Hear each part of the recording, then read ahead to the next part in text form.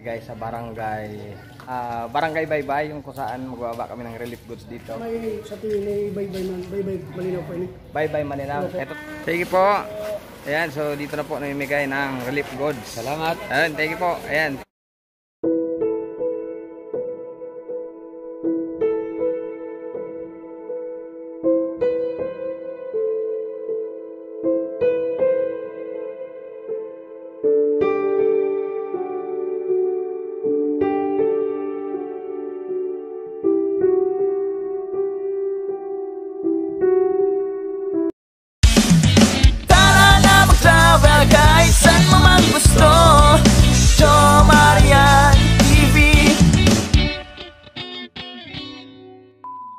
Hi, good morning guys. So ngayon, papunta na naman kami ng Bicol. As usual, kami magkatandem, magkasama. So, bali ngayon, bibiyahe kami para magatid ng relief goods. So, itong service namin na sasakyan ngayon, bali dadali namin to sa Malinaw, Albay.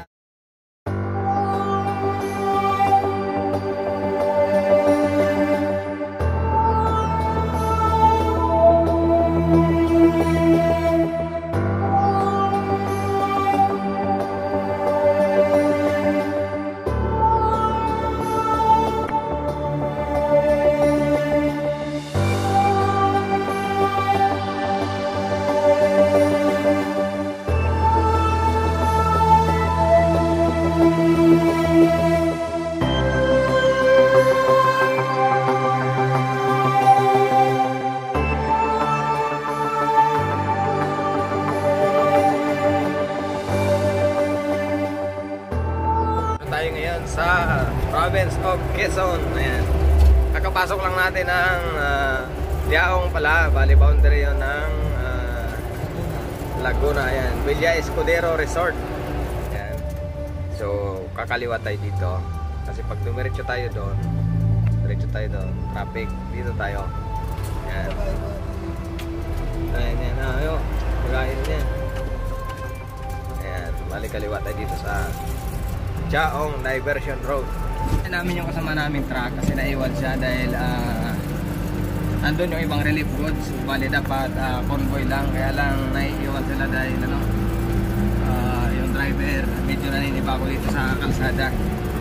So nandito na kami sa bayan ng Sariaya guys. Medyo matraffic sa area na to kasi wala kasi silang diversion road. Balik na tayo guys ng diversion road papuntang Lucena City. Diretso doon, Tayabas. So right side tayo dito. Ito ngayon guys, bale change court muna. Change driver. Bale ako naman ang mag-drive. Kasi kanina ako nakaupo. Ngayon ako naman ang mag-drive. So yan, bale ako naman ang mag-drive ngayon. Ayun. Pahinga muna ang aking tandem. Yan. Kasi tayo. Bali ako naman ang piloto ngayon. Bibigay ko to sa kanya kasi siya naman ang videographer. So yan, nasa kailalim na tayo ng Lucena Diversion ngayon. Dito medyo mabilis-bilis yung ating biyahe kasi tigaan ng traffic dito sa bayan ng Pagbilao kasi walang diversion road dito. So bali, tiyagaan lang natin, makakarating din naman, hindi naman tayo nagmamadali. Basta importante, makarating tayo ng hindi ito pinag-usapan ng mabilis, pinag-usapan dito yung safety na makarating tayo. Ayun, so sige, hanggang makarating tayo ng Bicol, sama-sama pa rin tayo. Okay guys, katatapos lang namin kumain dito sa Gumaka. Ayan, bali, pahinga muna na konti bago tayo tumuloy ng Bicol. Aking mga kasama, ayun, nandun banda. Papunta tayo doon para pagpahinga din. Malalayo pa yung ating biyahe, halos nasa kalahati pa lang to. Kaya makarating kami doon, hapon na sila. Ayun, so balik Manibela na naman tayo. Guys, nandito na tayo sa bayan ng Gumaka. Sa unahan lang konti, kaliwa na tayo. Ayan, kahit na daan-daan lang tayo pero buosa din yung ating takbo.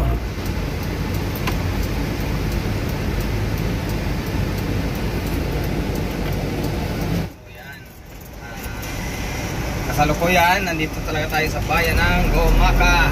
Ito yung bayan na masikip kasi walang diversion road ng Del Gallego, kung saan may nire-repair kasing tulay, kaya medyo na-stop muna tayo dito. Ayan, so go na. At wala na rin checkpoint dito kung dati. Guys, nandito na tayo sa dulo ng Quirino Highway. Ayan, yung main road na galing Daet. Baka na tayo. Hinaba-haba ng biyahe, nakarating din kasi napakaraming reblocking dito sa Quirino Highway. Noong unang biyahe namin wala pa yun, pero ngayon mayroon na, kaya yun, medyo na-delay yung ating biyahe. Yan, ito na yung pinaka main road natin, going ng Naga at Legazpi. So nandito na kami sa may Pamplona, pinaka makarating sa sentro ng Naga.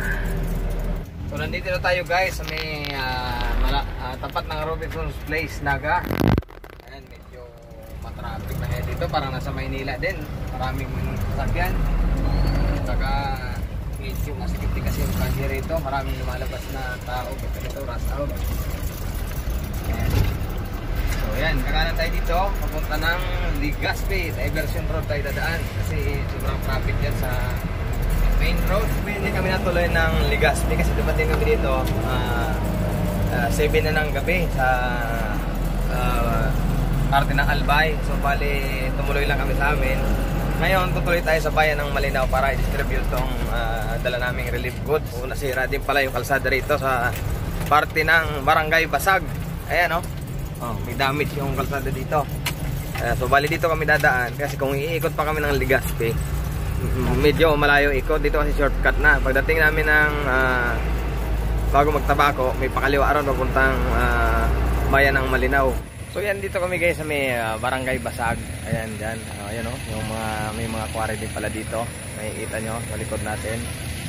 May mga tinayo din sila parang bahay dyan. Inantay lang natin yung kasama namin kasi pabalik na kami ng pupunta pala kami ng Barangay Malinaw. Nagkakulang kasi yung krodo niya, kaya naganap muna siya ng ng gasolinahan. So bali, habang nag-aantay, ayan, tingnan nyo muna yung location namin dito. So dito tayo dadaan papuntang Malinaw. Ito yung Ligao, Tabaco, Sabloyon Road. So dadaan tayo ng Sabloyon, diretso pa Tabaco. Turo ko lang sa inyo yung Mount Masaraga. Ayan, dito. Yung Mount ayun naman, ayun, doon banda. Kaya lang hindi siya makita kasi maraming ulap. Pag maraming ulap, hindi mo talaga siya may itaga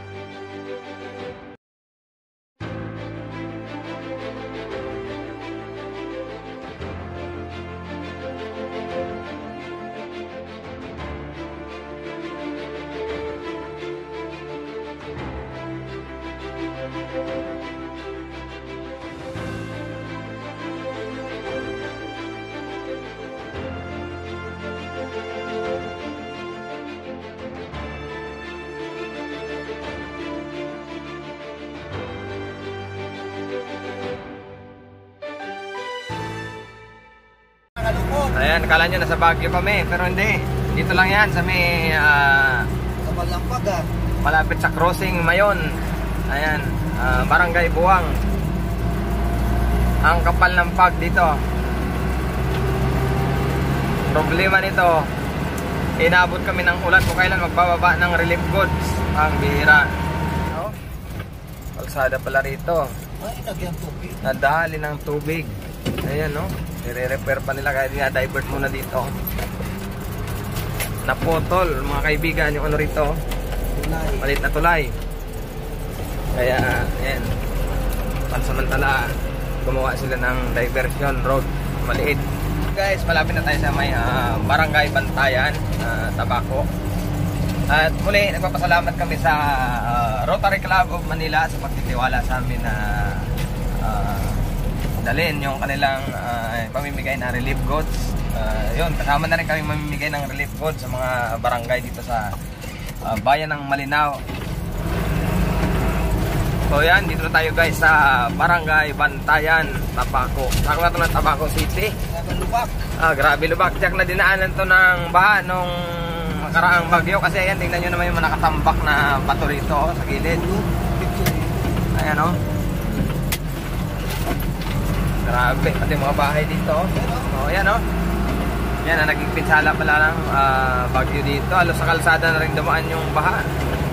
So nandito kami guys sa bayan ng Malinaw. Bali, nahanap lang natin yung munisipyo. So grabe pala naging pinsala dito ng bagyo. Kaya tingnan nyo naman yung bundok oh. Halos makalbo yung mga kahoy dito.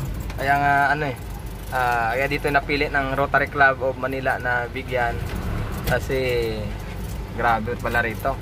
Pero usually lahat naman dito sa Albay na tamaan. Kaya lang sila decide kung saan ito ibabagsak. Kaya so nandito na kami guys sa main road. Nahanap lang natin dito yung ito na yung Malinaw Assist Refilling Station. So yan guys, nandito na kami sa bayan ng Malinaw. Nakarating na kami. Ito yung city hall nila. Munisipyo, di ba pala ito city kasi ano to bayan lang. Munisipyo nila yan. So antay lang natin yung ating mga kasamahan sa Rotary Club of Manila. So yan, antay lang tayo dito sa bayan ng Malinaw. Bang wala pa yung mga taga Rotary Club kasi naparami namin. Nasa 7 truck kami. Yung iba nandun pa sa may bandang Legazpi. Yung iba nasa Tabaco. Kami lang yung na-assign dito. At yung matitira dito ang dala namin, dadalhin to sa Tabaco naman siguro. So antay-antay lang tayo sa kanila kung ano magiging nila rito. Assessment sa lugar na to. So habang nag-aantay kami sa NDRRMO, kain muna kami dito ng pansit bato. Ayan o. Nagbablog man. Yun yung katropa ko na matindi. Ayan o. Mayong kapalitan na no? Galing Nueva Vizcaya, tapos pasiring naman sa Bicol. Galing Nueva Vizcaya, puntang Bicol. Tapos sa sunod, bahala na siya kung Mindanao naman. So bali yun guys, yung kasama namin taga Rotary Club of Manila na una na yung iba. Dito kami kasi iba daw mag-i-escort sa amin, kaya antay muna namin kung sino ba yun. Ayan, antay-antay lang. Tagal naman yung escort namin. Siguro iba-iba kasi ano to, barangay yung pagdadalaan, kaya antay lang kami rito. Punta kami ngayon guys ng evacuation center kung saan dito sa Malinaw, Albay. Ayan yung nakamotor, yan ang escort namin. Dito pala. Dito kakanan. Kanan dito.